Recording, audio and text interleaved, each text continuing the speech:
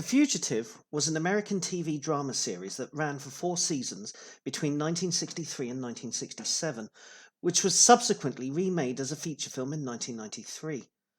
Both versions were hugely popular with viewers and movie audiences, and are still watched and enjoyed to this day. Viewing them again shows how well acted, written and produced The Fugitive was, and it's no wonder, with the quality on screen, that they are well regarded and that the original television version is considered one of the best shows American TV has ever produced. In this video, I want to look into some of the themes and motifs of both the show and the movie to uncover the politics and psychology that underpins them. In The Fugitive, the protagonist is Dr. Richard Kimble, a man falsely convicted of the murder of his wife. After losing his appeal with the law courts, he's sentenced to be executed, but whilst being escorted to the death house, the train he is on crashes and he makes his escape. Over the course of both TV show and movie, he tries to keep ahead of the authorities, represented by his pursuer, a police lieutenant, Phil Gerard, and searching for the man he thinks actually killed his wife, a one-armed man Kimble spotted running away from his house on the night of the murder. Kimble drifts from town to town, holding down low-grade menial jobs to get money and to stay out of the public gaze, and never staying put for too long. He has to constantly go by a variety of pseudonyms, all the while being ever vigilant to any police presence or people trying to poke their noses in his business. He often has to abandon any job or place of refuge at a moment's notice if he suspects the police are coming for him, frequently leaving town with just the clothes he's wearing.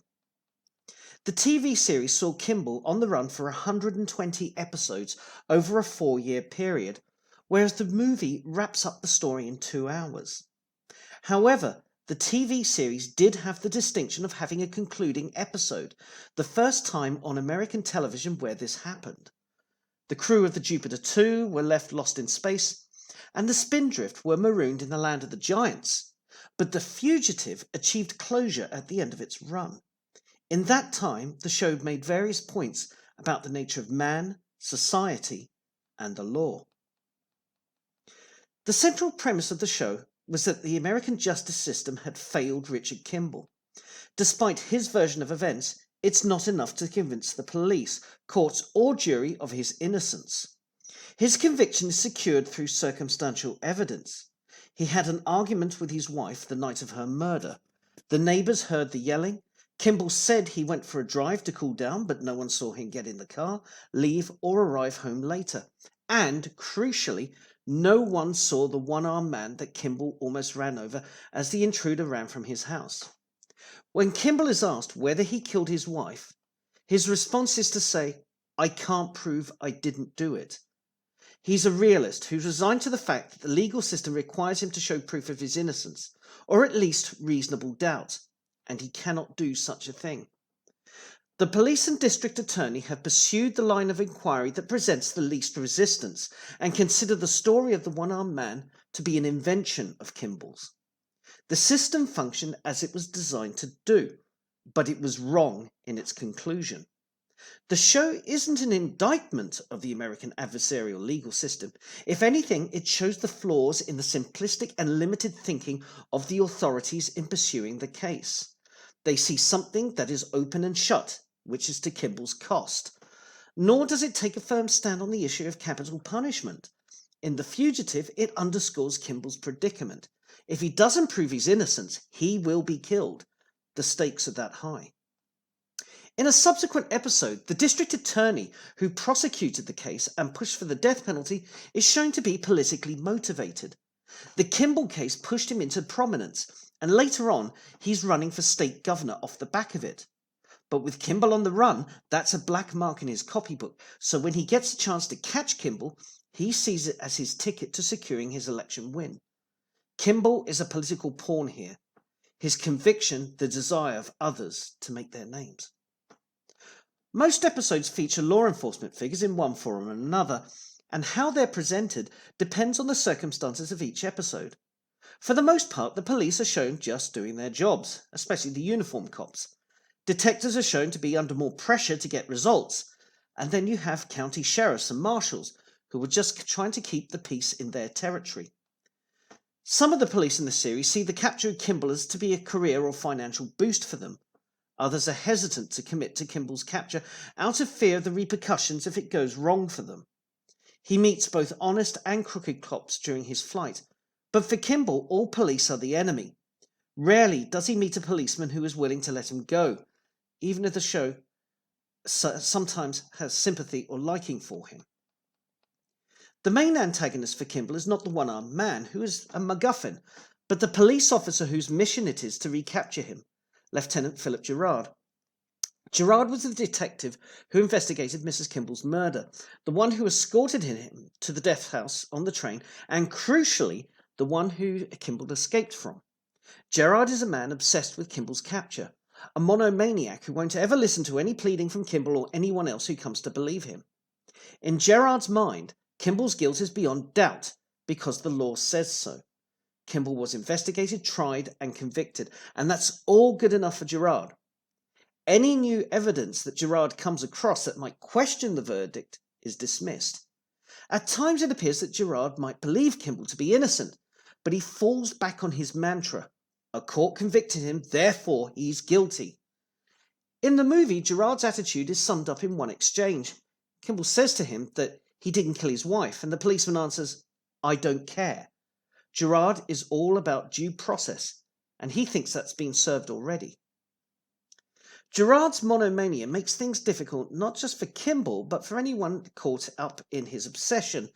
He goads, orders, and even threatens law enforcement to pursue Kimble at all costs. Resources get diverted to just set up roadblocks and searches on Gerard's say-so. Any police chief or sheriff who doesn't immediately comply with Gerard gets hit with the rulebook, and a threat from Gerard that he will appeal to higher authorities to get uncooperative officers removed from their jobs. Gerard really is about the letter of the law and is dismissive of the spirit. Kimble is trapped between the uncaring legal system and the ambitions of the flawed human beings who operate it. The nuclear family is a recurring theme in the show. It's the trigger for Kimble's predicament, as his wife had recently had a miscarriage and was unable to bear children. On the night of her murder, she and Kimble had an argument about adopting kids. He was in favour, she was opposed. Had they been able to resolve their differences, her death wouldn't have occurred. This eats away at Kimble throughout the series, and in some episodes we see him coming to the aid of children or sorting out their problems, and by extension the problems of the parents as well. Kimble gets to be the father he never was, and his kindness and compassion towards others is always tinged with tragedy. The theme of family extends outwards to include others. His family all make appearances in the series. His parents and younger brother are conflicted over his guilt. His sister and her husband believe in his innocence and will take risks to help him. Another tragic consequence of Helen Kimble's murder is that it places a great strain on the physical well-being of Kimble's father. In season 3, he dies of a heart attack, and Kimble cannot be present at his funeral or pay his respects. He feels the anguish and loneliness of his existence and goes out of his way to make contact with his sister just to feel part of a family, to be loved and cared for, even if it's just for a few moments. Likewise, his wife's family are conflicted over his innocence as well, and his sister-in-law too comes to his side, with the result that she starts to develop romantic feelings for him, but which he cannot reciprocate. His tenuous connection with his immediate and extended family helps keep him sane and reminds him of his true identity, which he has to suppress during his flight. The show highlights the supporting nature of the nuclear family and how it is the building block of community and the sense of belonging. Communities are a big part of The Fugitive. Kimble was originally a doctor in a middle-sized town, a respected member of his community. His family also lives there, and because of what's happened, he is cut off from it, an outcast who cannot return until he clears his name. In the show, he drifts from one place to another, usually small towns or close-knit communities, but rarely big cities, only staying in one place for a maximum of a few weeks, and quite often a few days. This makes him a perpetual outsider, but he needs to work to get money, so he takes on menial jobs that most in the community won't or can't do. This makes him at least useful to the communities he stops off at, and brings him into contact with the people in that week's episode whose problems invariably get tangled up in his own. As an outsider, he often brings his medical skills or his compassion and wisdom to those in need, all the while conscious that the more he helps, the more risk he takes in getting found out. The small communities are susceptible to any disruption, which isn't usually Kimble's fault, and a lot of the plots of episodes hang on the fragility of relationships or the fake veneers of respectability within these communities. Often, Kimble is forced to intervene when the community is threatened from someone within or outside the community. One of the inspirations for the show was the mysterious Western hero who enters a town, fixes the problem, and then leaves at the end, as epitomized by movies such as Shane or The Searchers. Obviously, it is Richard Kimble who struggles with his identity. Every episode he adopts a new name, background and job as he tries to stay hidden from the law. Often, he momentarily forgets what name he's using, which tips off suspicious folk. However, Kimble's real identity is still important to him, and sometimes it's important to remember just who he is, what his heritage is, and where he comes from. 4 times in the series, he has contact with his sister, who reminds him of who he is and what he's working towards. She also grounds him with his wider connections wherever it comes to issues with their father or his nephews. Overall, it is his identity as an innocent man who has been wronged by justice that pervades the character. It constantly hangs over him during the course of the series. He cannot claim his true identity until he has vanquished the identity that has been imposed on him, that of a fugitive from justice and the law. Lieutenant Gerard is a man whose identity remains fixed throughout the show, in juxtaposition to Kimble.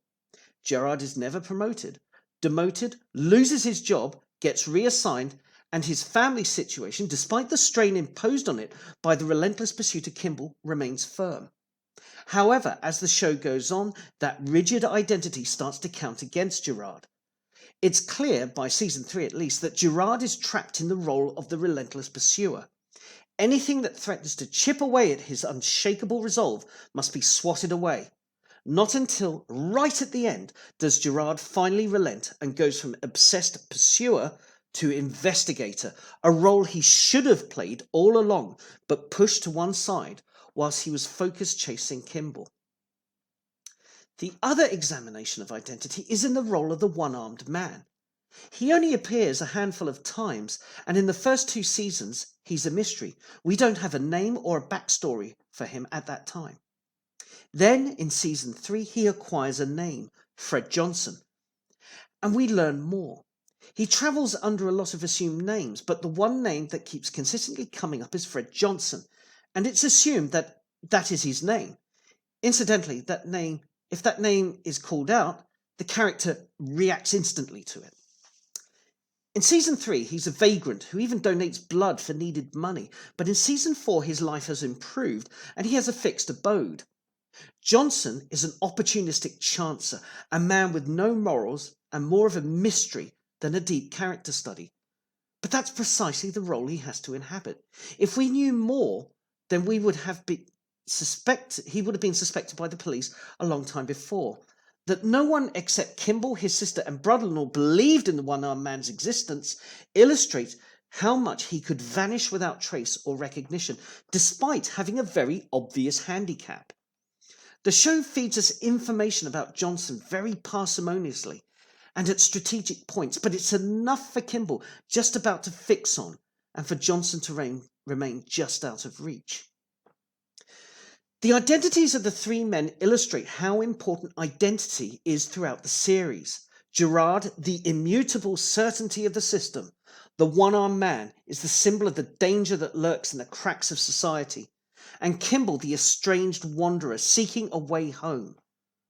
Kimble often helps out others who feel estrangement and a loss of identity and purpose in their circumstances, which brings his sense of empathy to their need.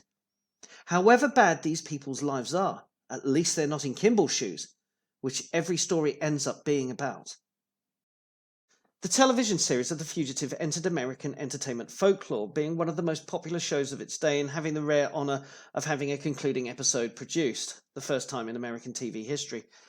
That final episode held the record of being the most watched television drama until the Who Shot JR episode of Dallas over a decade later.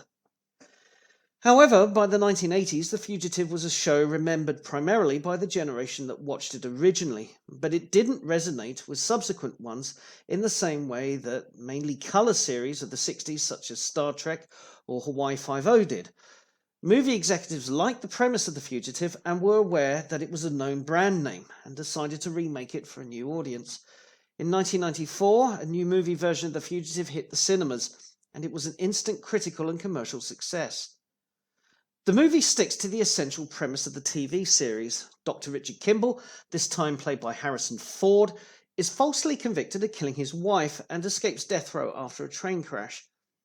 He is then on a quest to find out who he thinks killed her, the one-armed man, whilst trying to evade capture by the obsessive detective, Philip Gerard, played by Tommy Lee Jones. Whilst the movie is faithful to the setup of the TV show and Ford makes a good updated Kimble, consistent with David Janssen's portrayal of the everyman hero, there are some crucial differences that shed insight into how the politics and psychology of 1994 had altered from the early 60s. For one thing, the movie has to wrap up Kimble's predicament, flight and resolution in under 2 hours compared with 4 years. This means the character can't drift from location to location, getting embroiled in people's lives and walking that fine line between intervention and anonymity that the series was based around. In the movie, all Kimble's efforts have to be focused and directed into clearing his name. Consequently, the movie doesn't deal with issues such as community and family that the series did. This is a pure cat and mouse chase film. The issue of identity is still there, with Kimble having to adopt different identities and having to blend in and not stick out as he rents a shabby dwelling and finds work as a largely anonymous hospital porter. But, given the movie's running time, there's not the scope to delve into that sense of loss of identity and having to suppress who Kimble truly is that featured so heavily in the TV series. Whilst both TV and movie versions of Kimble show him being cunning, innovative, but at the same time compassionate and caring of others, the movie Kimble is far more focused and dedicated to clearing his name. There are no distractions for the movie Kimble. He either evades capture or tries to find the one-armed man. There's nothing else and no other relationship building. With Lieutenant Gerard, there's more of a change to the character. Whilst the movie and TV versions of him utterly devoted to the letter of the law with no exceptions, the movie Gerard utilises Tommy Lee Jones's more sardonic movie persona to give him more snappy lines of dialogue. This made Jones's Gerard a hit with movie audiences, compared with Barry Morse's more focused and ruthless Gerard, who never tried to win any audience sympathy. Also, the movie Gerard is not a single-minded loner forsaking all others to hunt down Kimble. He's a US Marshal in charge of a team. He sarcastically berates them. He has a large backroom staff who do the legwork for him and back him up in his investigations. He has people he sounds his views and ideas off, whereas the TV Gerard was characterised by his lone obsession to the point where he was beginning to rationalise his doubts into a spurious line of logic, which in turn led him to being at odds with the various local law enforcement agencies he roped into his quest for Kimble. In the movie, Gerard is still wrong about Kimble, but his cynical cop persona is a product of the post-70s maverick policeman archetype, and he's almost at co-equal billing with Harrison Ford's Kimble. But crucially, the biggest change between the movie and the TV series is the nature of the villain, the one-armed man. In the TV series, the character is largely a mystery. He's a vagrant, a drifter passing through from town to town, looking for opportunities to get money both legally and illegally. He broke into the Kimble's house and, finding Mrs. Kimble present, murdered her whilst burglarizing the home. He's seen sparingly in the series, only getting identified by name in the third series, and finally we found out more about his life in the fourth. But he represents a fear in the American psyche of the early 60s. The threat is existential, largely unknown, someone who's slipped through the cracks of society and who's an outsider. However, in the movie, the one-armed man is a professional contract killer who is working for a corrupt big pharmaceutical company. He's not even the main villain like in the series. The corporation is. The one-armed man is a tool of that corporation. Here, he represents the fear of the 90s American psyche. It's corporate, it's ruthless business, and pre-planned instead of a crime of opportunity by a drifter.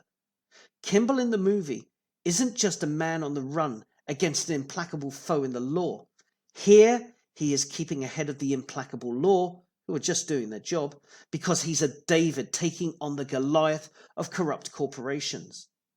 In one way, this distracts from the character of Gerard, because eventually Gerard ends up helping Kimble to take on Big Pharma, instead of delving into his monomania in getting to Kimble. The Fugitive, in both its forms, remains superior entertainment, the television series especially so. It does what all good drama does. It gives you a character to root for and then imperils him constantly. It's a show that is tinged with sadness and grief throughout, where the main character has to deal with loneliness and fear, his opposite number driven on by monomania and a refusal to compromise. The Fugitive of the 1960s showed that the system was flawed, but that not only was Kimble searching for justice, he was also a catalyst for change in the communities he breezed through. The decent, law-abiding and accountable society was seen from the perspective of a man falsely accused of violating it. However, he still wanted to return to that community's bosom because he knew that with the truth on his side, it would treat him fairly and pardon him, which it ends up doing. But the last image of the Fugitive is poignant and telling. After finding the one-armed man, proving his innocence and getting Gerard to recant, he walks off into the sunset, a free man. But a police car momentarily stops next to him and Kimble flinches. The mental scars of being on the run for 4 years has taken a toll on him. The show reminds the viewer that a truly happy ending is not possible.